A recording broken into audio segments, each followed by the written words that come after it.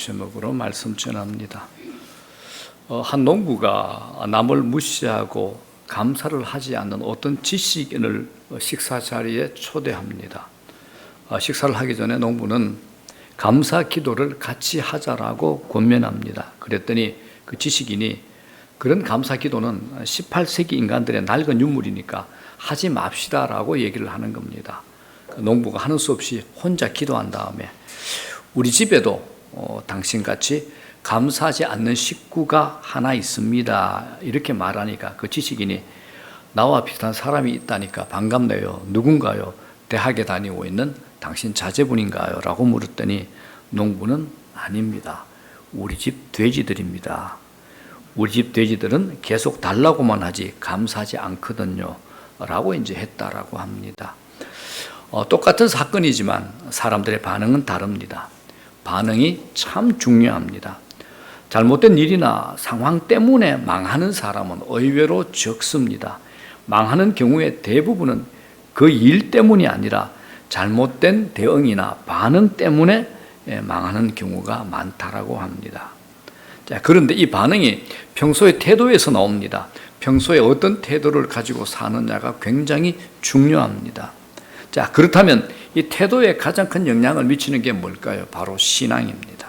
신앙은 우리의 생각과 행동에 영향을 미칩니다.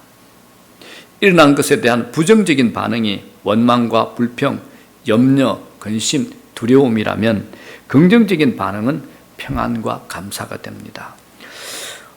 감사를 생각하면 한국 기독교 역사에서 손양원 목사님을 빼놓을 수가 없습니다. 1948년 여수 순천 사건의 와중에 순천 사범학교를 다니던 손양원 목사님의 두 아들 동인과 동신이 순교를 하게 됩니다. 죽음을 맞이하죠.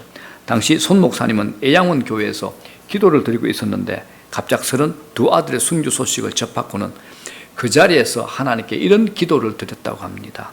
하나님, 뜻이 계셔서 제 두 아들을 불러가신 것으로 믿고 감사합니다. 하나님, 제 두 아들을 죽인 사람, 그의 생명을 보존해 주십시오. 제가 전도하겠습니다. 그가 그대로 지옥에 가서는 안 됩니다. 하나님, 저에게 그를 사랑할 수 있는 마음을 주옵소서.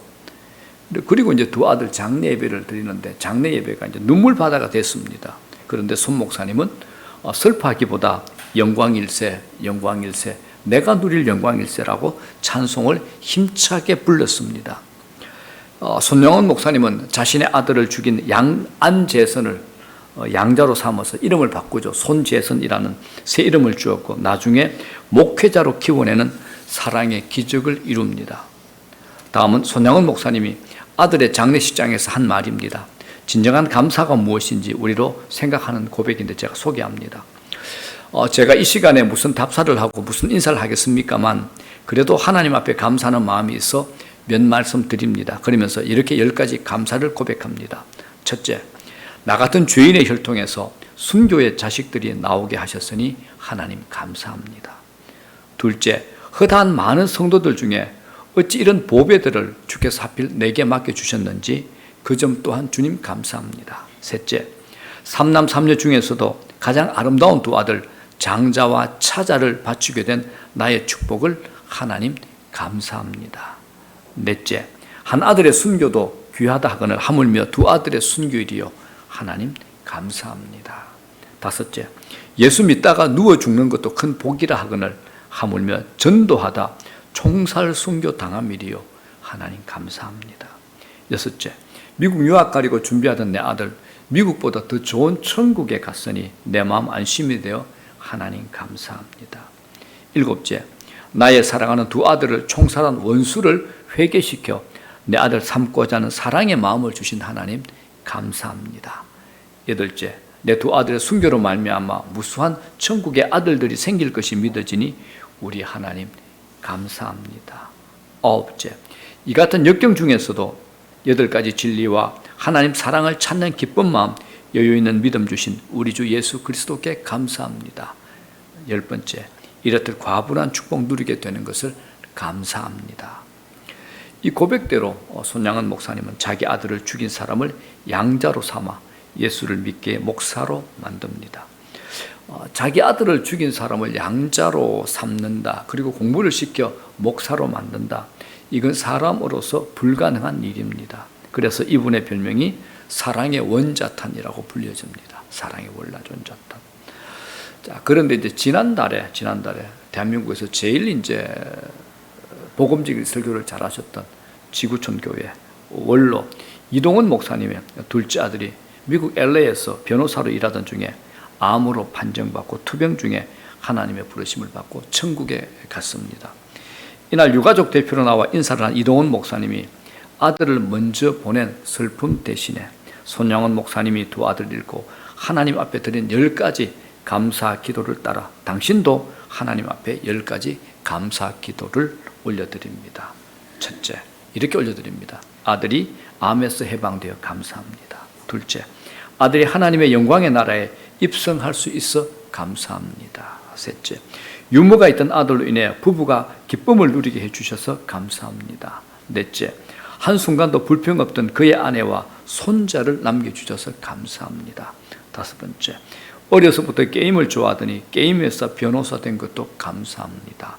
여섯 번째, 아들의 고통을 통해 예수님을 내어주신 하늘 아버지의 고통을 알게 해주셔서 감사합니다. 일곱 번째, 수많은 암 환자들과 연대할 수 있어 감사합니다. 여덟 번째, 자식을 잃은 수많은 분들의 마음을 알 수 있어 감사합니다. 아홉 번째, 전 세계 수많은 중보 기도자들과 함께 할 수 있어 감사합니다. 열 번째, 아들이 간 천국을 더 가까이 소망할 수 있어 감사합니다. 지난 특별 기도회, 지난 가을 특세 시간에 기도하던 중에 하나님께서 저에게 우리 모두가 코로나로 인해서 힘든 시간을 보내고 있지만 우리 교회도 절대 감사를 하면 좋겠다는 기쁜 마음을 제게 주셨습니다. 가만히 생각을 해보니까 특별히 하나님께 믿음으로 반응하고 은혜로 감사로 반응하는 분들이 많이 있지만 그분들 중에 제가 세 분을 뽑아서 이 감사의 날에 10가지 감사를 고백할 수 있겠냐고 부탁을 했었는데, 그런데 한 분도 거절없이 이제 해보겠다 해가지고 이렇게 우리 교회도 감사의 대가들이 있음을 보고 제가 기뻤습니다. 자, 마이크 좀 부탁할게요. 보면 돼. 오케이. 자, 이 시간 우리 이영진 집사님 그리고 김병용 집사님, 김미정 집사님, 자, 순서대로 우리가 10가지 감사 한번 들어보도록 하겠습니다. 자, 나오세요. 오케이.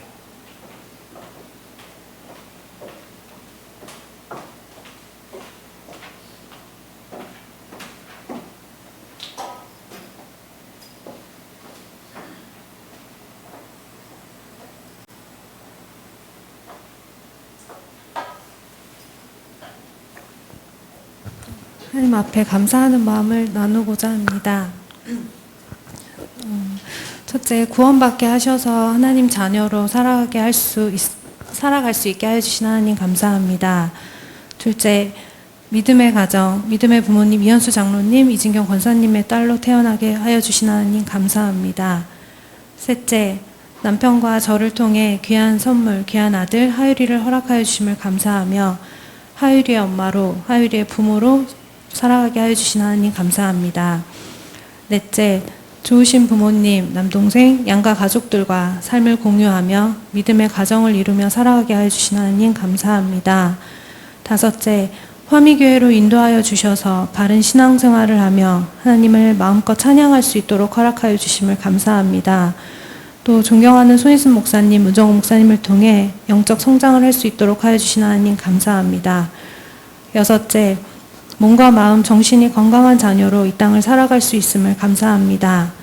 일곱째, 삶을 살아오면서 큰 어려움 없이 많은 것을 공급받고 누리며 자라게 하여 주신 하나님 감사합니다. 여덟째, 세심하고 예민한 감각, 예민한 센스를 가질 수 있도록 하여 주신 하나님 감사합니다. 아홉째, 늘 과분한 축복을 누리며 살아가게 하여 주신 하나님 감사합니다. 열 번째, 이 기회, 진정한 감사가 무엇인지 다시 생각해 볼 수 있는 기회를 주시고, 제가 감사할 수 없는 상황이라고 늘 생각을 했었어요. 그런 전화를 받고, 이 감사를 생각하면서, 감사할 수 없는 중에 아니라는 것을 알았고, 또 그 중에 또 감사할 수 있도록 하여 주셔서 감사했습니다.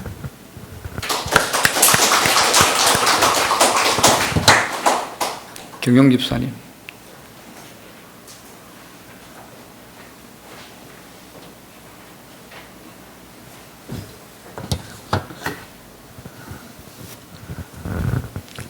네.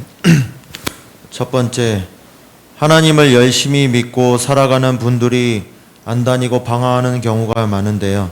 저는 늘 부족하지만 하나님 안에서 믿고 살아가는 것 자체가 기적이며 하나님께 감사합니다. 코로나로 많은 분들이 사망하기도 하고 자가격리하기도 하고 일을 못하기도 했는데요. 저는 코로나 걸리지도 않았고 영적 건강으로서 믿는 자로서 회개하며 부천 코로나 발생으로 잠시 쉬었던 찬양팀을 다시 복귀하고 온라인 예배 라이브 방송을 하기 위해 예배를 교회에서 드리는 특권을 가져서 하나님께 감사합니다. 치킨 가게가 코로나로 인하여 매출이 반토막 이상 났지만 재정적으로 이겨내도록 방법을 허락하시고 가족이 코로나 걸리지 않고 홀서님들이 하루에 몇십 명씩 왔다 갔지만 코로나로 걸린 분들이 오지 않아서 하나님께 감사드렸습니다. 요즘 미혼도 많고 이혼도 많지만 믿지 않는 아내도 있을 수 있지만 저는 믿는 아내와 살 수 있고 또 그것에 감사하며 미약하지만 같이 전도의 사명을 붙들며 살아가게 하심에 감사드립니다.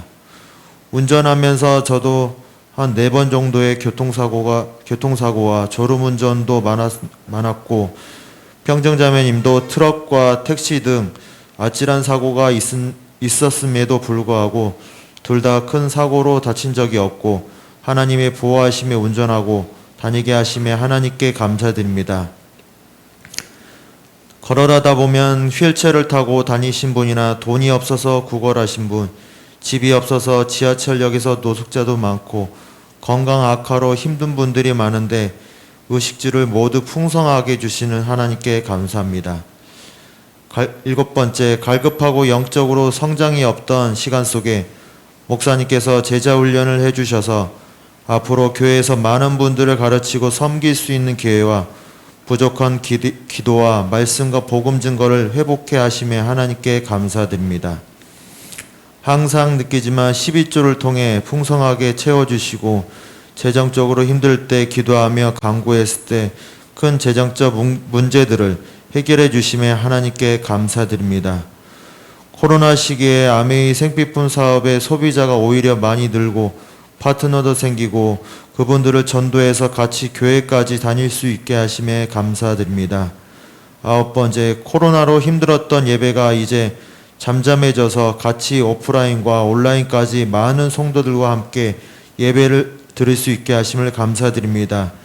10번째, 이사 준비를 하며 견정내어 이현수 장로님께 공사를 하지 못하였지만 어머니, 큰삼촌, 작은삼촌, 아버지, 여동생 등 많은 분들이 직접 공사를 해주시고 도와주심에 이런 이사가 어디 있을까라 생각하며 부계역으로 오게 하신 하나님의 계획하심을 믿고 이사를 무사히 마칠 수 있어서 하나님께 감사드렸습니다. 감사합니다.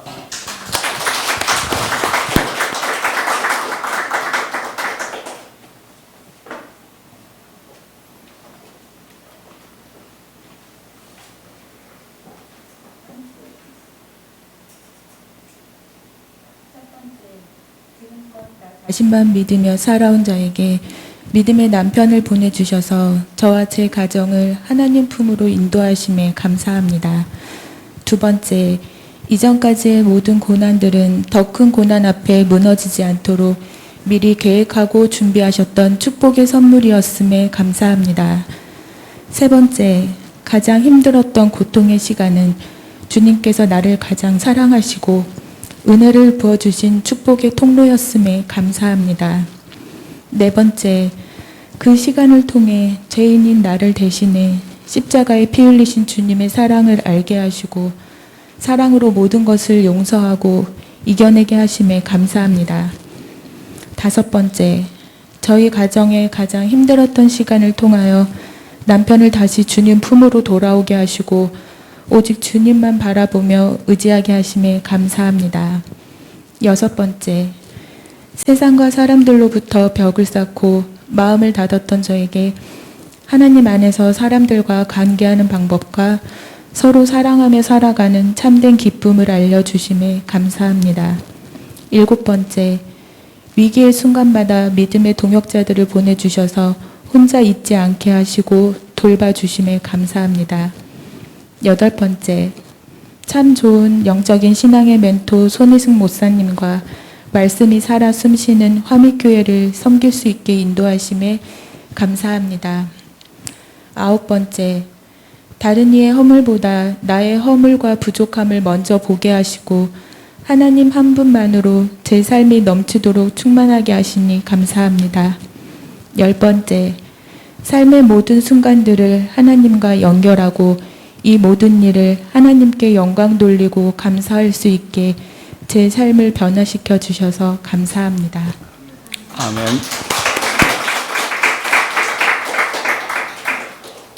10가지 이 감사 기도는 제가 전혀 손댄 거 아닙니다. 일단 본인들에게 다 맡겼고 본인들이 생각하는 10가지 감사를 한번 써봐라. 그렇게 해가지고 제가 이건 이렇게 바꾸라 이렇게 바꾸라 이런 거 전혀 없었습니다. 본인들의 온전한 신앙 고백이 되도록 했습니다. 자, 세 분에게 감사를 드립니다. 자, 오늘은 추수감사절입니다. 추수감사절은 신앙의 자유를 위해서 영국의 청교도들이 1620년에 메이플라워라는 배를 타고 신대륙인 미국에 정착한 이듬해 11월에 추수를 마치고 3일간 축제를 연 데서 유래가 됩니다. 당시 영국의 청교도들은 오직 신앙의 자유만을 찾아 배를 타고 미국에 도착했는데 얼마 지나지 않아서 굶주림과 질병으로 그들 중에 반 이상이 죽었습니다. 게다가 남아있는 사람들마저도 해마다 겹치는 흉년으로 힘든 고통을 당하게 됩니다. 그래서 그들이 금식 기도를 선포하고 경건한 신앙인들이 하나님께 매달리죠. 하나님, 이 상황을 돌보아 주시고 우리를 도와주시옵소서. 이렇게 금식을 선포하고 기도한 것이 한두 번이 아니었습니다. 그런데 어느 때인가 또 한 번은 대단히 어려운 형편에 놓이게 되자 또다시 금식 기도를 해야 된다고 생각을 합니다. 그런데 그때 한 농부가 다른 제안을 합니다. 지금까지 우리가 금식하면서 하나님께서 도와주기를 간절히 기도했습니다. 그러나 이제는 좀 더 다르게 생각해 보면 좋겠습니다. 비록 농사가 흉년이 들고 형제 자매들이 병으로 쓰러지는 어려움을 겪지만 이 가운데서도 우리가 감사할 것이 있다라고 생각을 합니다. 우리에게 식량이 풍족치 않고 여건이 편하지 않지만 여기에는 신앙의 자유가 있고 정치적인 자유가 있습니다. 그리고 우리 앞에 광대한 대지가 열려 있습니다. 이제 이걸 가지고 금식 대신에 감사 기간을 정하고 하나님께 감사를 드리는 것이 어떻겠습니까? 농부의 그 말이 모든 사람들에게 큰 감동을 줬습니다. 그래서 금식 기도 주간을 선포하는 대신에 감사 주간을 선포하고 하나님 앞에 감사한 것이 오늘날 감사주일의 유래가 됩니다. 이런 전통을 이어서 1864년에 미국의 에브라함 링컨 대통령이 11월 넷째 주간을 추수감사주일로 지정합니다. 그리고 우리나라에서는 1904년에 처음 추수감사주일로 지키게 됐습니다. 금년에도 저희 교회는 가정이 치유되어 연합이 일어나는 좋은 소식을 들려준 가정이 여럿 있습니다. 저희 교회 안에서 처음 신앙생활하면서 인생의 모든 문제를 신앙의 틀 안에서 해석하며 하나님의 말씀이 삶으로 되기를 애쓰는 가족들도 있습니다. 이것만 해도 충분하고도 흘러넘치는 감사거리가 되죠. 그런데 그럼에도 정말 오랜 시간을 힘들게 버텨내고 견디고 있는 우리 가족들도 또한 있습니다. 저조차도 받아들이기 힘든 절망의 자리에서 이분들은 그동안 이런 기도했습니다. 하나님, 이곳까지입니다. 이거 무너지면 저 이제 하나님 안 찾습니다. 마지막이니 하나님 들어주시든 안 들어주시든 마음대로 하십시오.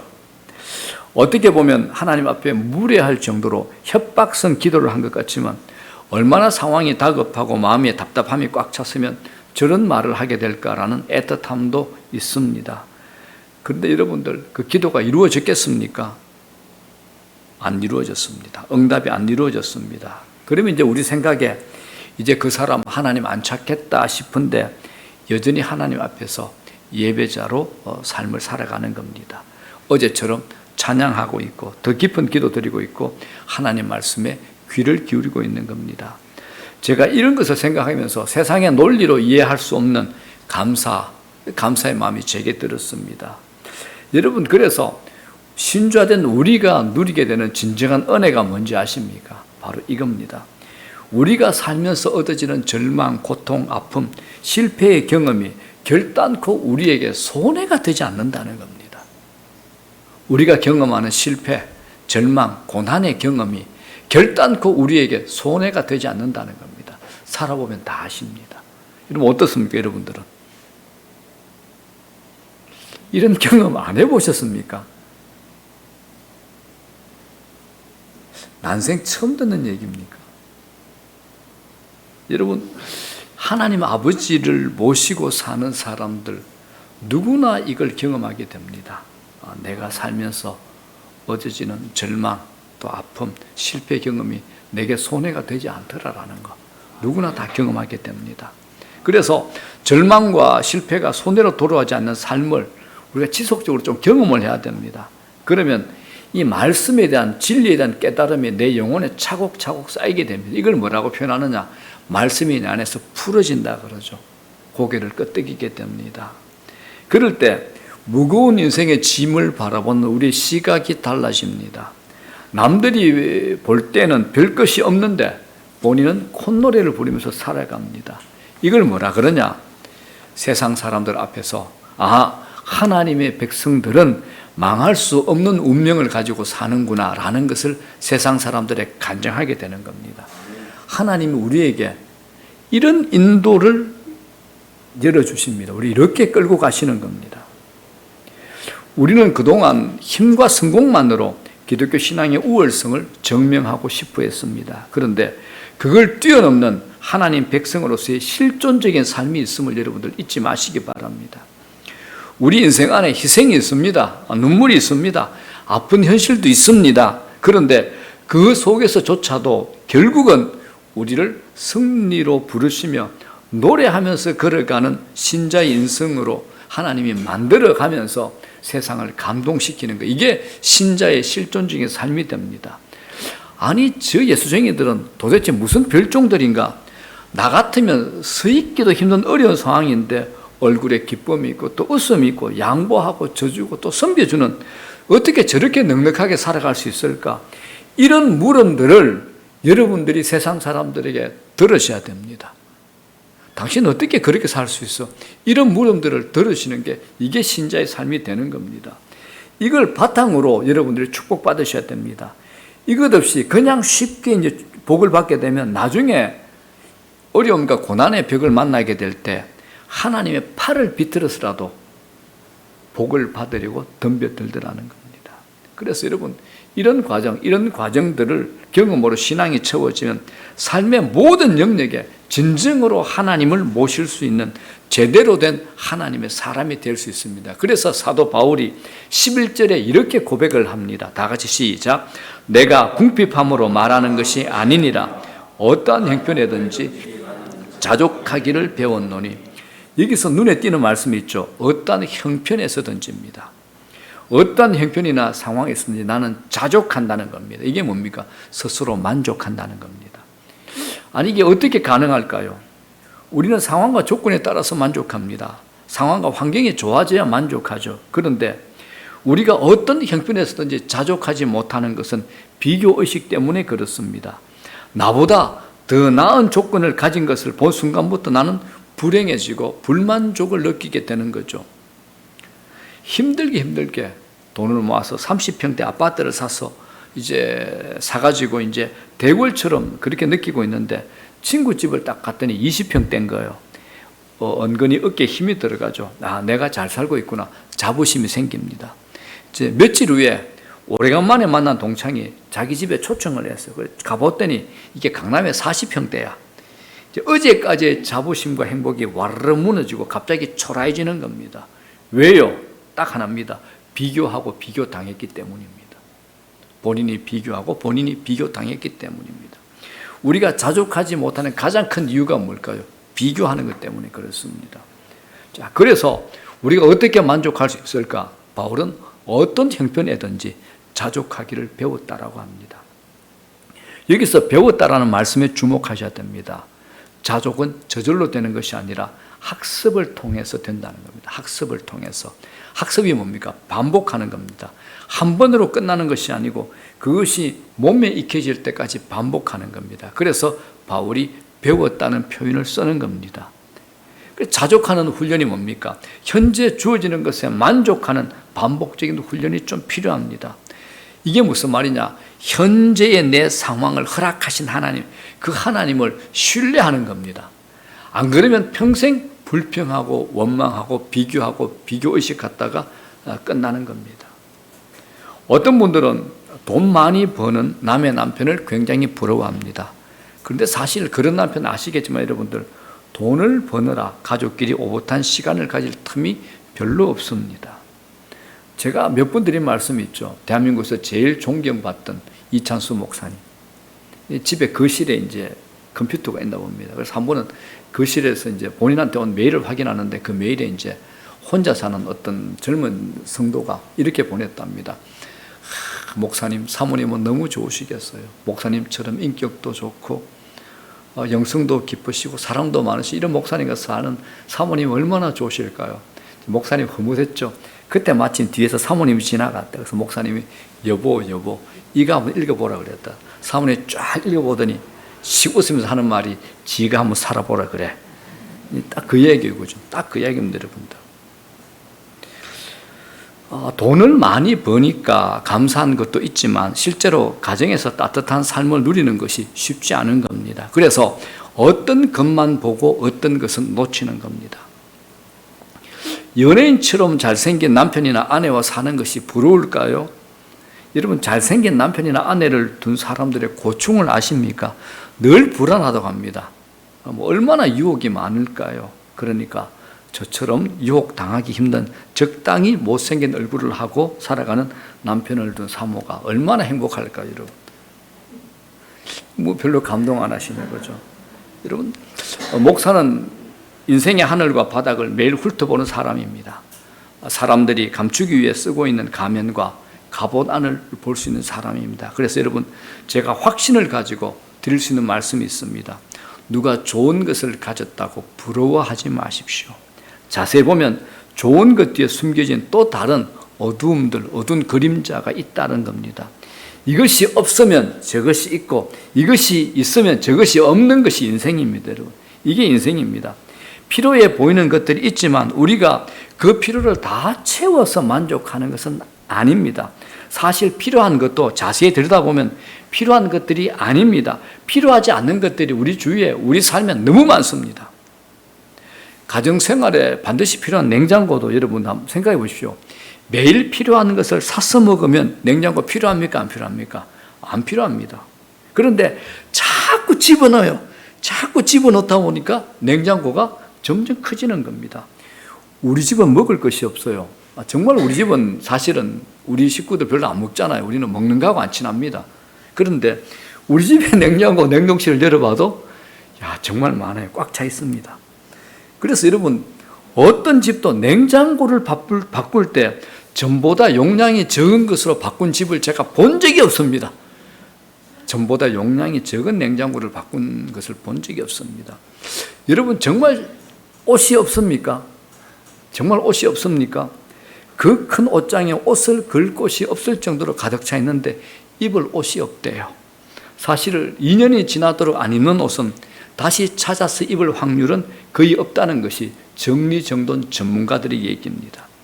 이게 무엇을 뜻하느냐 하면 우리는 필요한 것을 찾는 것이 아니라 욕망한다는 겁니다. 욕심을 내고 욕망한다는 겁니다. 그냥 맹목적으로 더 좋은 것을 계속 추구한다는 겁니다.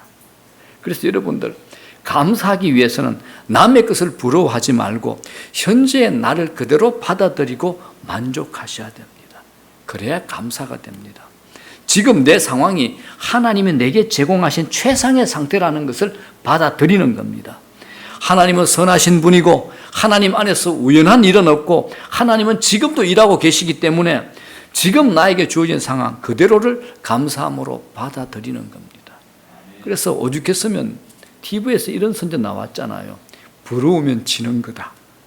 이건 맞는 말이에요. 부러우면 지는 거예요. 그런데 그 사람 안에도 여전히 부족함과 결핍의 마음을 가지고 있습니다. 여러분, 우리 삶에 우연은 없습니다. 성경에 예수님 이런 말하셨죠. 참새 한 마리가 땅에 떨어지는 것도 하나님의 허락 없이는 되지 않는다. 뭡니까? 모든 것이 하나님의 선하신 주권과 손길 안에 있다라는 겁니다. 그래서 내 안에서 원망과 불평이 일어날 때는 내가 하나님과의 관계에 문제가 있구나라고 판단하시면 거의 정확합니다. 하나님이 내게 허락하신 것을 받아들이지 못하는 겁니다. 이스라엘 백성들이 광야 40년 생활할 때 많은 백성들이 원망 불평을 하다가 죽었습니다. 이들의 전공 과목이 뭡니까? 원망과 불평이었죠. 원망과 불평에 대해서 하나님이 강하게 심판을 하십니다. 그래서 여러분, 불평을, 원망을 간단하게 넘어가시면 안 됩니다. 하나님은 그걸 굉장히 심각하게 다루십니다. 불평은 뭐냐? 영적인 문제입니다. 감사가 영적인 문제지만 불평도 영적인 문제입니다. 여러분, 주위에서 돈 문제 가지고, 재정적인 문제 가지고 오랫동안 어려움 가운데 빠져나오지 못하시는 분들 자세히 한번 살펴보십시오. 그들의 공통점이 있습니다. 자기도 모르게 원망과 불평. 좀 좋은 말 하는 것 같은데 그 안에 뭐가 숨겨 있습니까? 원망과 불평을 감춰놓고 좋은 말 하는 겁니다. 그런데 들어보면 불평입니다. 이게 무의식적으로 자꾸 내뱉습니다. 그러니까 재정적인 자유함을 못 얻는 겁니다. 불평과 원망은 우리에게 굉장히 무서운, 이건 영적인 질병입니다. 이스라엘 백성들이 가나안으로 들어가려면 광야를 통과하는 그 힘든 과정을 거쳐야 합니다. 이것처럼 좋은 날이 오려면 그 좋은 날을 받아들일 수 있는 과정이 우리에게 필요하다는 겁니다. 여러분 인생, 여러분들이 생각하는 대로 돌아가는가요? 어떻습니까? 여러분 인생, 여러분 계획대로 돌아갑니까? 절대 우리 생각하는 대로 우리 계획대로 돌아가지 않습니다. 그렇다고 원망하지 마십시오. 그런 상황 속에서도 하나님이 여전히 일하고 계신다는 사실을 믿음으로 받아들이고 하나님의 선하심을 기대하고 기다릴 때 하나님이 우리 인생을 선한 길로 인도해 주실 줄로 믿습니다. 불평 잘하는 사람들의 특징이 있죠. 뭘까요? 에고, 자아가 강합니다. 자아가 아주 강합니다. 모든 것을 내 중심으로 움직이려고 합니다. 심지어는 하나님까지도 자기 중심으로 움직이려고 합니다. 그러니까 뭐가 나오죠? 원망이 나오는 겁니다. 자아의 욕심, 강하게 자기 내면에서 작동하게 되는 겁니다. 여러분, 감사란 하나님의 주권을 신뢰하고 우리의 삶을 온전히 하나님의 인도하심에 맡기는 겁니다. 어려운 순간을 만나는 그 순간에도 불평하지 않고 하나님의 선하심을 기대할 줄 알 때 그걸 자족한다라고 하는 겁니다. 오늘 추수감사절입니다. 오늘도 여전히 뭔가 내 안에 만족스럽지 않고 힘든 일들을 맞이한 분들이 있을 겁니다. 그럼에도 불구하고 그거 믿음으로 받아들이셔야 됩니다. 하나님의 선하심을 기대하셔야 됩니다. 그걸 믿음으로 반응한다는 겁니다. 그걸 신앙이라 그럽니다. 인간의 불행은 채울 수 없는 것으로 자꾸 채우려고 하는 겁니다. 그런 면에서 다윗의 시는 우리에게 시원한 해답을 줍니다. 23편 1편 뭐라 그럽니까? 여호와는 나의 목자시니 내게 부족함이 없으리로다. 여러분, 정말 여러분들도 이렇습니까? 하나님 때문에 부족함이 없습니까? 호주머니에 있는 돈으로 말고요, 여러분이 가지고 있는 능력으로 말고, 내 자신감으로 말고, 내 확신, 내 강한 자아로 말고 누구로요? 하나님으로 만족하십니까? 하나님만으로 부족함이 없습니까? 이거 우리에게 질문하는 겁니다. 이 감사절에 너 정말 나로 만족하느냐? 네 능력 말고, 네 자신감 말고, 네 확신 말고, 네 비전 말고 나로 만족하느냐라고 계속 묻는 겁니다. 이 한 구절이 시편 23편, 그 좋은 시편 한 구절이 전체를 해결하는 키가 이 구절이 됩니다. 저는 이 구절을 묵상하게 되면 다윗이 에베레스트의 정상에 올라가 깃대를 딱 꽂고 있는 것 같습니다. 현대인들이 누가 목자일까요? 대부분 돈은 나의 목자입니다. 명예, 성공, 자기가 추구하는 어떤 것들을 붙잡고 그것이 내게 부족함이 없을 것처럼 몸부림치지만 여전히 부족함이 많은 시간들을 지내며 살아갑니다. 그런데 다윗은 아주 단순한 법칙을 알았습니다. 본인이 양이잖아요. 우리가 양이잖아요. 양은 목자 곁에 붙어 있어야 하듯이 우리는 절대로 하나님 안에 있을 때만 만족을 누린다는 것을 다윗이 우리에게 얘기하는 겁니다. 하나님이 어떤 분입니까? 채우십니다. 채우시되 풍성하게 채우시는 분입니다. 그래서 다윗은 시편에서 23편의 뒤에 뭐라 그럽니까? 내 잔이 넘치나이다. 내 잔이 넘치나이다. 바울은 뭐라 그럽니까? 내게는 모든 것이 있고 또 풍부한지라라고 고백합니다. 그래서 하나님의 채우심이 뭡니까? 풍성함입니다. 하나님의 채우심은 부요함입니다. 하나님의 채우심은 충만함입니다. 여러분, 세상에서 우리 힘으로 무엇인가를 채우고자 하지만 아무리 채워도 결핍을 느끼게 됩니다. 그러나 하나님 안에 있으면서 만족을 누리게 될 때는 많은 것이 필요하지 않다는 것을 깨닫게 됩니다. 그래서 너무너무 감사합니다. 제가 자주 하는 기도 제목이 있습니다. 하나님 외에는 모든 것이 시시하게 해주십시오. 하나님 외에는 모든 것이 시시하게 해주십시오. 그런데 제가 이 맛을 좀 보고 있습니다. 하나님 외에 다 재미없는 거, 다 시시한 거. 우리가 영적으로 충만한 상태에 있을 때 경험하는 것은 모든 것에 만족하고 감사하게 됩니다. 그래서 이래도 감사, 저래도 감사, 있어도 감사, 없어도 감사가 되는 겁니다. 우리가 하나님 안에 있을 때 존재의 부요함을 느끼게 됩니다. 우리가 그렇게 만들어졌다라는 겁니다. 무엇인가 꽉 채워진 느낌은 여러분 하나님 안이 아니면 안 됩니다. 여러분들 돈 벌어 보셨잖아요. 이게 다들 50 넘으신 분들은 말음대로 한번 써보신 경험 다 하셨잖아요. 그런데 그게 채워지던가요? 저는 제 경험에 안 채워졌습니다. 제가 직장 생활하면서 한 2, 3년은 세상에 눈에 뵈는 게 없을 정도로 마음대로 살아본 시간이 있었습니다. 그런데 안 채워졌습니다. 늘 허전하고 늘 불안했습니다. 이거 아닌데 늘 그게 있었습니다. 그런데 하나님 외에는 전부 시시하게 해주십시오. 전에는 부러운 것이 너무 많았는데 요새는 부러운 게 없습니다. 어느 순간 부러운 게 없어졌습니다. 여러분, 아무리 가져도 결핍을 느낀다면 가난한 겁니다. 그렇지 않는가요? 내가 궁궐 같은, 왕궁 같은 집에 살고 있는데 결핍을 느낀다면 가난한 겁니다. 내 주위에 수백 명의 사람이 있는데 내가 외로움을 느끼면 그건 가난한 겁니다. 그렇지 않는가요? 부모가 없는 고아나 거지들은 한 곳에서 아무리 많이 먹어도 돌아왔으면 배가 고프다고 합니다. 아무리 가져도 결핍을 느끼고 늘 허기진다고 합니다. 그런데 풍족한 부모와 함께 하는 사람은 조금 먹어도 부모와 함께 하는 포만감이 있습니다. 하나님의 자녀들이 누리는 축복이 바로 그거라는 겁니다. 존재의 부요함, 실존의 부요함이 있는 겁니다. 이게 하나님 자녀들의 진정한 부요함입니다. 기독교는 여러분들 비움이 아닙니다. 채움을 더 강조합니다. 비워야 할 때도 많지만 비움이 최종적인 목적이 아닙니다. 인간은 채워지지 않으면 결국 엉뚱한 것, 다른 것으로 별 이상한 것들 다 채우려고 합니다. 그래서 신자에게 채움은 하나님만으로만 채워져야 배부른 겁니다. 기독교는 어떤 종교냐? 채움의 종교입니다. 하나님을 채우는 겁니다. 그렇지 않으면 우리는 끝없이 세상 것으로 채우려고 하기 때문입니다. 사랑하는 여러분, 지금 이 순간 처한 환경, 상황 있는 그대로 받아들이시고 그것이 하나님의 주권 속에 있다는 것을 믿고 감사해 보십시오. 그 순간 우리 안에 천국이 있다는 것을 경험하게 될 겁니다. 더 가져야 내가 행복해. 상황이 바뀌어야 행복해. 이런 세상의 이야기에 속지 마십시오. 이거 거짓말입니다. 정말 거짓말입니다. 모두 거짓말입니다. 하나님 은혜 우리에게 충분히 주어졌습니다. 나는 충분합니다라고 고백해 보십시오. 예수 그리스도를 통해 주신 하나님의 놀라운 사랑, 말로 다할 수 없는 죄사함의 은혜, 하나님의 자녀된 권세, 하나님이 우리에게 주신 은혜들을 열거한다면 상상할 수가 없는 겁니다. 이 세상의 것들 여러분 유한합니다. 여러분들 죽을 때 제일 좋아하는 그 핸드백 들고 가실 겁니까? 죽을 때 여러분들 집 문서를 관에 넣어 가시겠습니까? 죽을 때 카드를 가지고 가시겠습니까? 아무것도 못 가지고 갑니다. 이 세상의 것들 다 유한합니다.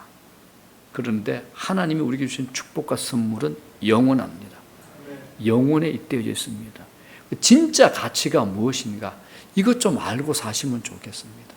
좀 안 헷갈리면 좋겠습니다. 뭐가 진짜인지, 뭐가 가짜인지, 뭐가 일시적인지, 뭐가 영원한 것인지 이거 분별하고 사시면 좋겠습니다. 그래야 감사할 수 있습니다. 그래야 자기 인생 삽니다. 안 그러면 평생 비교하다가 엉뚱한 거 채우다가 낭비하는 인생 되고 맙니다. 이 세상이 줄 수 없는 놀라운 축복과 은혜를 예수 그리스도 안에서 우리는 이미 받았습니다. 이미 받은 자들입니다. 그래서 우리 예배가 뭡니까? 감사함으로 나가는 겁니다. 기도가 뭡니까? 아무것도 염려하지 말고 오직 모든 일에 기도와 간구, 감사함으로 하나님께 아뢰는 겁니다. 기도의 시작이 뭡니까? 감사합니다. 우리 삶의 모든 행위가 감사를 빼고는 얘기할 수 없습니다. 하나님의 하나님 되심을 선포하고 염려하는 상황에서도 여전히 감사하는 기도 올려드리고 감사함으로 예배를 드리게 될 때 하나님이 영광 받으시고 우리의 감사의 영성이 회복되어서 결핍의 세상에서도 우리는 충만하고 부족함이 없는 인생을 살아갈 수 있게 되는 겁니다. 안 그러면 감사 안 옵니다. 이런 바닥을 팍팍 긁으면서 입으로만 감사합니다 그러겠습니까? 마른 쑥은 쥐어 짜면서 억지로 감사합니다 그러시겠습니까? 아닙니다, 여러분. 안 됩니다. 안 나옵니다. 그거 잠깐입니다. 지속적으로 영원히 감사하려면 내가 받은 것이 무엇인지, 그리고 하나님의 부유하심, 충만하심, 이곳에 접속이 되셔야 됩니다. 하나님으로 충만합니다. 어떤 아시는 분이 내가 이런 고백을 했더니 이렇게 해요. 손 목사가 제일 욕심이 많은 사람이다 그러더라고. 그분은 아셨어요. 왜요? 그랬더니 그 목사님 하시는 말씀이 하나님 안에 다 있잖아. 그러니까 하나님 외에 다 시시하면 당신이 제일 욕심이 많은 사람이야 그러더라고. 예, 그렇습니다. 제가 하나님 안에 다 있는데요. 다 있는데요. 그 안에 진짜가 다 있는데 하나님 외에 다 시시한 게 맞죠. 영원한 것이 그 안에 다 있는데 그게 정답 아닙니까, 여러분? 말씀 정리합니다. 여러분, 감사는 기적을 낳습니다. 그러니까 성경 읽어보십시오. 마태, 마가, 누가, 요한복음 읽어보십시오. 예수님을 만난 사람들이 감사를 선포했을 때 크신 은혜, 놀라운 은혜를 받았습니다. 감사는 기적을 낳습니다. 그래서 감사는 영적인 겁니다. 감사는 회복의 역사가 일어나고 천국의 삶을 사는 행복을 우리에게 가져다 줍니다. 그래서 감사 안에는 엄청난 비밀이 숨겨져 있습니다. 여러분, 감사를 통해서 불평과 원망의 악순환의 고리를 끊으시기를 바랍니다. 무슨 일을 만나든지 감사하는 삶을 살게 된다면 하나님과의 관계는 물론이고 인간관계 안에서도 놀랍고 좋은 일이 일어나게 될 겁니다. 적극적으로 감사할 것을 찾아보십시오. 감사할 것이 아무것도 없다면 감사할 것을 볼 수 있는 눈이 없는 겁니다. 영안이 없는 겁니다. 하나님께는 물론이고 사람들에게도 자꾸 감사를 표시해 보십시오. 표현의 능력이 있습니다. 감사는 또 감사를 가져옵니다. 감사하다 보면 세상의 모든 것이 감사로 충만하게 될 겁니다. 믿음의 눈을 열어보십시오. 감사를 실천할 때 반드시 우리에게 놀라운 축복과 더 감사할 일들이 부어질 줄로 믿습니다. 감사는 마음입니다. 그리고 감사는 신앙에 의해서 결정됩니다. 그래서 감사는 영적인 겁니다. 감사는 육적인 거 혼적인 거 아닙니다. 감사는 영적인 겁니다. 여러분의 신앙에 새로운 회복이 일어나 감사의 영성으로 일상을 살아가시기를 주의 이름으로 축원합니다. 날 구원하신